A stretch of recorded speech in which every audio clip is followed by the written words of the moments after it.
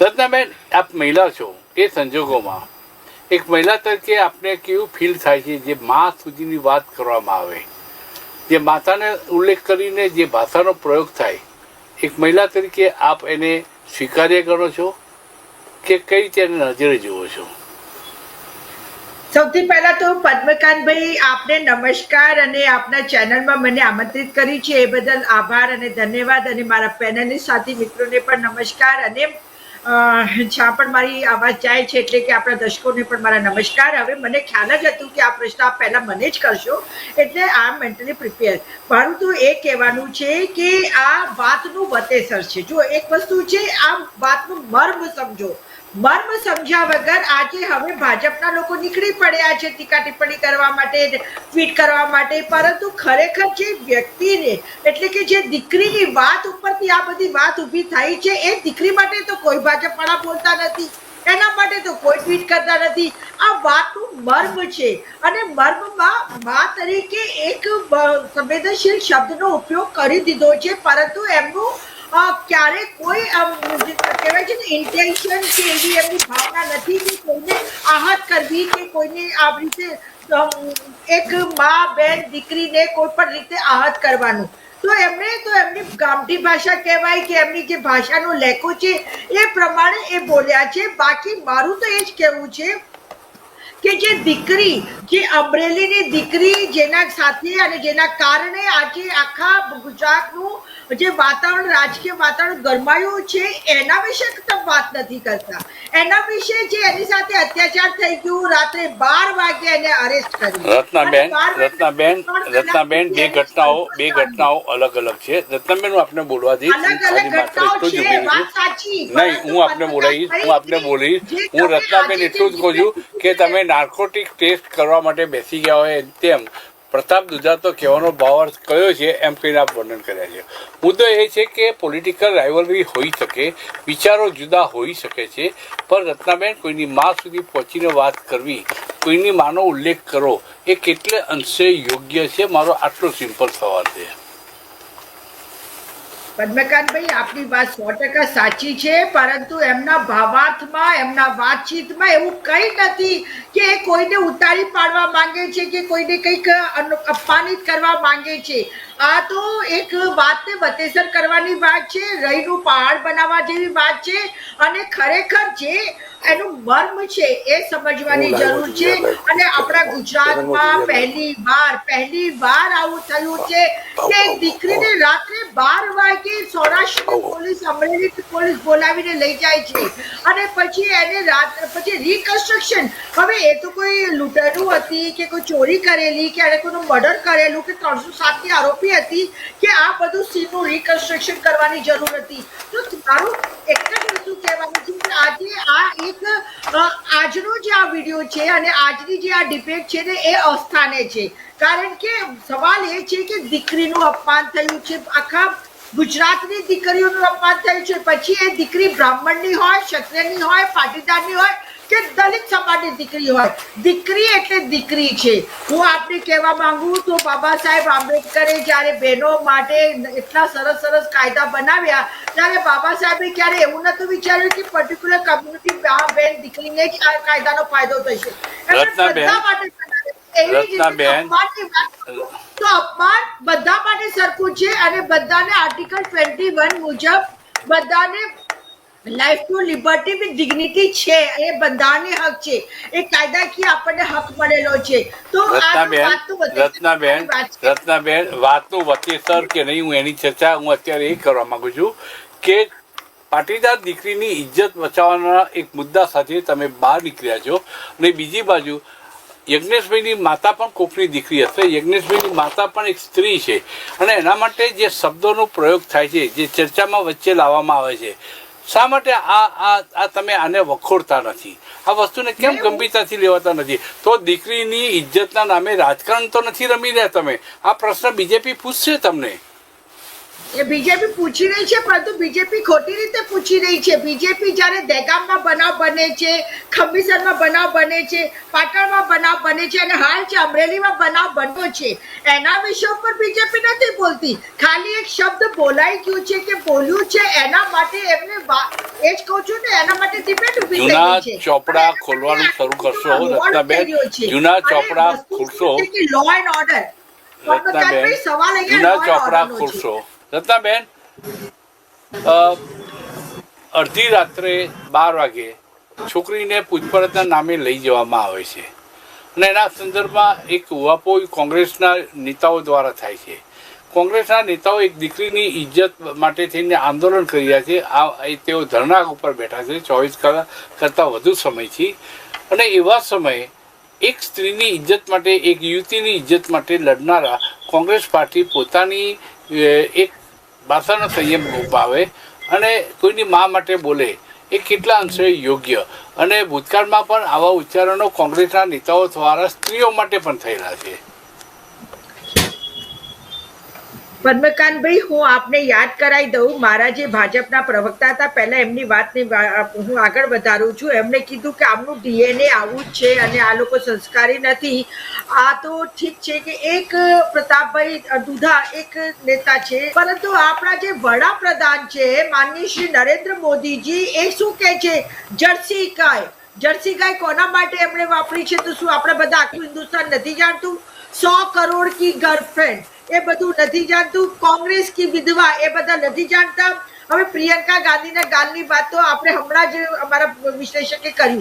તો કહેવાનું મતલબ એવું છે કે આ એક પકડી લીધેલી વાત છે, પરંતુ એ વસ્તુ જે મેં આપને દાખલા ગણાય તો વડાપ્રધાન નરેન્દ્ર મોદી સાહેબ બોલેલા છે, જાહેરમાં બોલેલા છે. તો આ જે ડીએનએ ની વાત કરે છે ને જયેશભાઈ, તો મારે જયેશભાઈને કહેવાનું છે કે જો અમારું ડીએનએ ખરાબ હોય તો અમારા નેતાઓને તમે શું કામ બોલાવી લો છો? અમારા ધારાસભ્યો તમે શું કામ બોલાવી લો છો? કેમ તોડીને લઈ જાઓ છો? અમારો ડીએનએ ખરાબ છે તો પછી તમે શું કામ અશુદ્ધ થઈ ગયા છો? તમે જો બહુ દૂર હૃદય પરિવર્તન માટે, હૃદય પરિવર્તન માટે, હૃદય પરિવર્તન માટે. બહુ સરસ, બહુ સરસ. હૃદય પરિવર્તન મતલબ અહીંયા કોંગ્રેસમાં હોય તો ભ્રષ્ટાચારી અને એ જ વ્યક્તિ જયારે ભાજપમાં આવી જાય તો સંસ્કારી. તો આ છે તમારું અસલી ચરિત્ર. આજે આખા દેશને ખબર છે કે તમારું ચરિત્ર કેવું છે ને તમે કેવી ભાષા બોલો છો. આપને ખબર હોય કે અમિત શાહજીએ સંસદમાં બાબા સાહેબ આંબેડકરને કેવી રીતે અપમાનિત કર્યા છે. એ જ રીતે યુપીના સીએમ આદિત્યનાથ યોગીએ પણ એક અસંવૈધાનિક શબ્દ વાપર્યો અને પછી એ અસંવૈધાનિક શબ્દના કારણે આખા દેશમાં ઓહાપો થયો. અને અમિત શાહની સામે તો હું બિરદાવું છું મહારાષ્ટ્રના એ જજને કે જેણે અમિત શાહની સામે એફઆઈઆર કરવાનું ઓર્ડર કર્યું, જે પોતે ગૃહમંત્રી છે, આજે એની સામે ઓર્ડર થયું છે. તો પછી જે અમને કહેવામાં આવે છે ને કે તમે આવું કરો છો, તો પહેલા તમે તમારા गिरेबान झांकी लो. अगर હું તો એમ કહું છું કે शीशों के घरों में रहने वाले लोग दूसरों के घरों में पत्थर नहीं फेंकते हैं. સૌથી પહેલા તમે તમારી સામે જુઓ. અગર અમારી સામે એક આંગળી કરો છો તો તમારી સામે 4 આંગળીઓ થાય છે. એટલે મારું તો સ્પષ્ટ કહેવું છે કે એમનું મર્મ સમજો, એ જે કહેવા માંગે છે એ સમજો.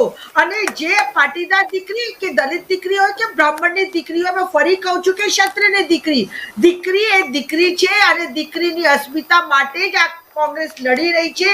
દીકરી સાથે જે અન્યાય થયું છે, આને પોલીસ કેટલી બધી છાટકી બની ગઈ છે. મતલબ પોલીસને કોઈ લો ઓર્ડર, કાયદા કાનૂન કોઈનો ડર રહ્યો નથી. એક દીકરીને તમે રિકન્સ્ટ્રક્શન માટે 3 કલાક સુધી ફેરવો છો, પછી એ દીકરીને તમે રાત્રે 12 વાગે બોલાવો છો. કયા કાનૂનમાં આપણા દીકરીને ન્યાય મળવાનો છે? જયેશભાઈ માને છે, વિશ્વાસ સાથે માને છે. પદ્મકાંતભાઈ, મારે એ જ કહેવાનું છે કે ન્યાય મળે ને ન્યાય મળશે, પણ અન્યાય થયું કેમ? તમારા ગુજરાત રાજ્યમાં અન્યાય થયું છે. ગુજરાતની પોલીસ કોના તાબે છે? ગુજરાતની પોલીસ કોના ઇશારે આ કામ કરે છે? શું આ ગુજરાતની જનતા નથી જાણતી? આખરે એક દીકરીને 12 વાગે ઉપાડી લઈ જાય છે, અરેસ્ટ કરે છે, બીજા દિવસે એને અરેસ્ટ બતાવે છે. દીકરી સાથે મતલબ થર્ડ ડિગ્રી ટોર્ચર પટ્ટા મારે છે અને પગોમાં અને શરીર ઉપર અને પછી 3 કલાક સુધી એનું સરઘસ કાઢે છે અને હવે કહે છે કે ન્યાય સાનો ન્યાય ને કેવો ન્યાય તમારા આ બધી જે વસ્તુ હતી ને અંગ્રેજોના જમાનામાં આપણી સાથે અન્યાય થતું હતું મતલબ ભારતીયો સાથે અંગ્રેજો અન્યાય કરતા હતા અને હવે તમે તો અંગ્રેજો કરતા પણ ભૂંડા થઈ ગયા છો દેશની જનતાને અને ગુજરાતની જનતાને તમે ગુલામ બનાવી દીધી છે તમારા મનમાં તો એવું છે કે કોઈ કંઈ કહેવાનું જ નથી એમની સામે ગમે તેટલો અત્યાચાર કરો તમે રિકન્સ્ટ્રક્શન ક્યાં લખ્યું છે કે આવા એક લેટર લખવાના કામમાં અરે એ તો બિચારી મધ્યમ વર્ગની ગરીબ વર્ગની દીકરી હતી અને એનું તો કામ હતું કે એનું જે સિનિયર કે બોસ કે એમ્પ્લોય કે એ પ્રમાણે એને લેટર લખવાનું હતું એમાં એનું શું હતું લેવા દેવા છતાંય તમારી પોલીસ કેટલી છટકી બની ગઈ છે એના ઉપરથી પ્રતિપાદિત થાય છે કે તમારું જે ગૃહ વિભાગ છે ને ગૃહ વિભાગ એ કોના ઈશારે ચાલી રહ્યું છે આખું દેશ જાણી ગયું છે ને આખું ગુજરાત સમજી ગયું છે અને આ આખા ગુજરાતની દીકરીઓની અસ્મિતાનું life to live with liberty વાળું એક પ્રશ્ન છે આર્ટિકલ 21 ઓફ કોન્સ્ટિટ્યુશન ના આધારે ડિગ્નિટીથી રહેવાનું અધિકાર છે પરંતુ એનું સરઘસ કાઢ્યું છે તમે લોકોએ હવે શું બાકી રહી ગયું છે કે ન્યાય મળશે ને ન્યાય લેવાનું છે હું તો કહું છું કે તાત્કાલિક ધોરણે જે એસપી છે ત્યાંને એને ડિસમિસ કરો એને નોકરીમાંથી બહાર કાઢો એનો પટ્ટો કાઢો તો ખબર પડે કે ભવિષ્યમાં આવું કોઈ પણ પોલીસ અધિકારી આવી રીતે કોઈ પણ જાતનું અન્યાય વર્તન ના કરે અંગ્રેજોનો જમાનો નથી આપણે ભારત દેશમાં અમૃત દેશની વાત કરે છે મૂળ વિષય આજનો જે છે રત્નાબેન આજનો મુખ્ય વિષય જે છે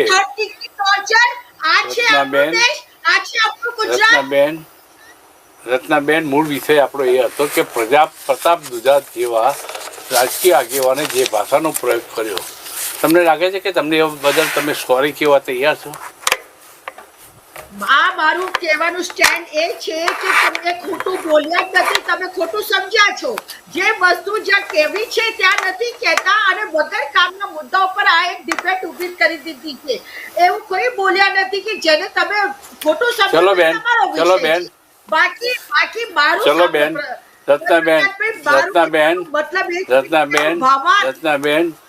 રત્નાબેન ચલો હું તો આ બાબતમાં અજ્ઞાની છું મને જ્ઞાન આપવા માટે મારા ગુરુ બનીને આપને વિનંતી કરું છું કે શું બોલ્યા તેનો અર્થ મને કહો મને તો ના સમજ હું વ્યક્તિ છું આપે કીધું કે ડિબેટ ઊભી કરી આપે આ વિષય ઊભો કર્યો તમે બીજું ઘણું બધું તમે ઇનડાયરેક્ટલી કહી દીધું મારી વિનંતી છે કે હું તો અજ્ઞાની છું અબુદ્ધ છું હું તો એક પામર જીવ છું આપ મને રત્નાબેન મને જ્ઞાન આપો હું આપણે ગુરુપદે સ્થાપવા તૈયાર છું એ શું બોલ્યા છે એનો અર્થ મને કહો કે જેથી આ ચર્ચા પતી જાય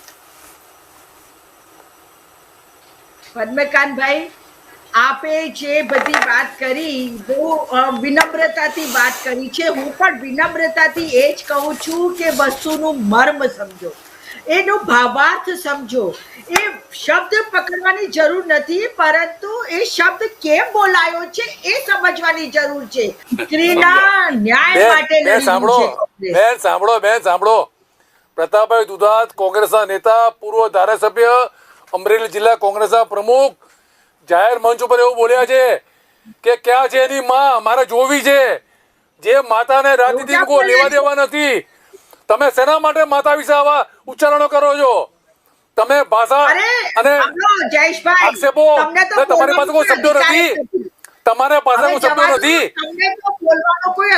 તમારી પાસે શબ્દ હોવો જોઈએ તમારે આક્ષેપો કરવા માટે તમારે આરોપો લગાવવા માટે શબ્દ હોવો જોઈએ તમારે આ શબ્દો કોઈની માતા વિશે ના બોલવો જોઈએ આ ગુજરાતી પ્રજા છે તેઓ જાણે છે પ્રબુદ્ધ નાગરિકો છે કે આ ભાષા મર્યાદાનું તોડી અને આક્ષેપો નહીં કરવા જોઈએ તમારી પોલીસે આવું પ્રકરણ કેવી રીતે ઊભું થવા દીધું આ એસપી એટલે કે આઈપીએસ ને ખબર ના પડે કે લોર્ડ કાયદો ઓર્ડર શું કે છે તમે જે બેન આટલું જોરથી બોલો છો તો રેશમાબેન પટેલ પણ ત્યાં ન્યાય માંગી રહ્યા છે એના માટે પણ અમરેલીમાં એક બસ સાંભળો એમાં બી અમરેલીમાં એક લક્ઝરી કરી અને આણંદમાં જજો એમને ન્યાય અપાવવા માટે બધા નેતાઓ ભેગા થઈને.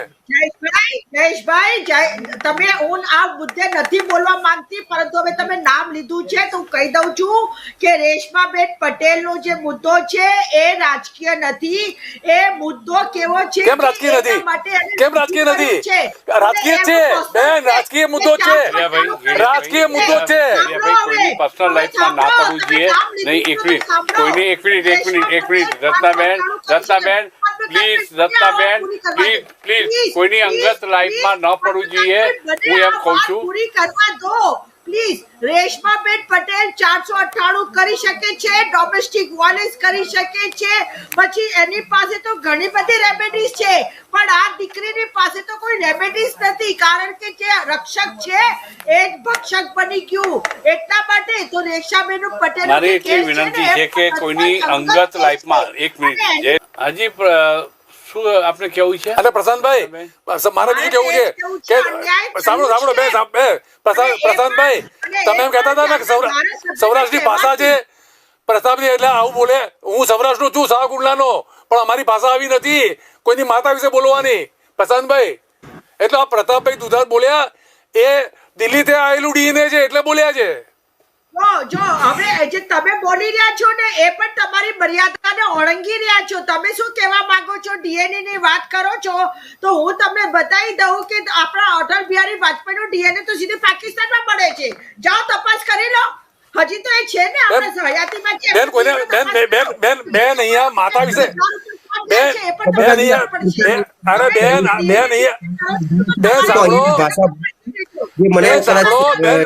સાંભળો, અહીંયા કોઈની માતા વિશે બોલવાની વાત છે, કોઈની માતા વિશે નથી બોલ્યા કોઈ બેન. એક વસ્તુ છે જયેશભાઈ, તમે કરો લીલા અને અમે કરીએ ભવાઈ, અને તમે ગમે તે બોલી જાઓ. બેન ભારતીય જનતા બેન ભાજપનો કોઈ પણ નેતા કોઈ પણ કોંગ્રેસી નેતા ની માતા વિશે બોલ્યો નથી આજ દિન સુધી. મને લાગે છે કે ચર્ચાનું સમાપન કરીએ અને આવા વિવાદ ઉભા થાય ત્યારે કમસે કમ દરેક વ્યક્તિ પોતાની જાતે પૂછે કે આ